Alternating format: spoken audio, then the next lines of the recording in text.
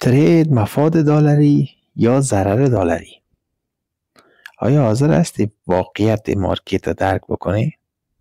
ببینید در 2 هفته اگر واقعیت مارکت میخوایی درک بکنی و با این هدف وارد این مارکت نشی که تو در ظرف 1 ماه، 1 هفته، 3 ماه، چیزی که اکادمی ها امروز میگن در ظرف 3 ماه ما میایم تحلیل تکنیکال و تحلیل فاندامنتال، نمیفهم روانشناسی بازار، مدیریت سرمایه و همسال یاره درس میدیم.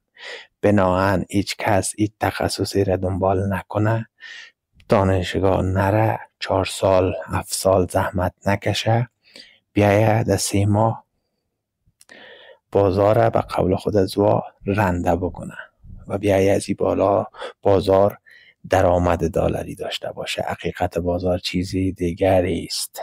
اگر میخوایی حقیقت بازار از زبان یک آدمی که چندین سال چنین ضررهایی را داشته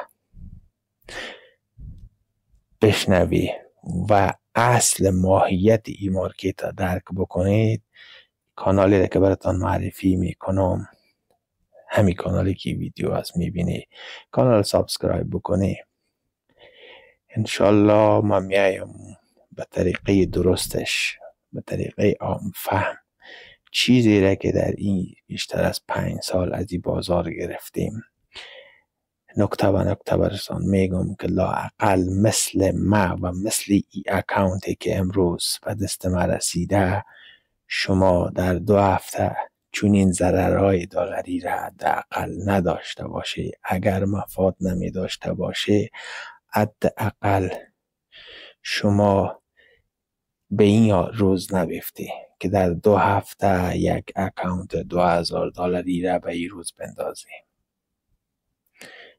فالو بکنه، سابسکرایب بکنه، انشالله سابسکرایب ها به یک عددی برسه که ما هم بفهمم، حداقل از یک فیدبک میگیرم از اون طرف، بیایم ویدیوها را براتان ریکارد بکنم، اصل ماهیت مارکت اول براتان بگویم که اگر کسی ظرفیتش داشت، تواناییش داشت، مقاومت و مردانگیش داشت، ادامه بده. در غیر دو صورت این مارکت جای آدمای عجول، جای آدمای تنبل، جای آدمای طمعکار، جای آدمای ترسو نیست.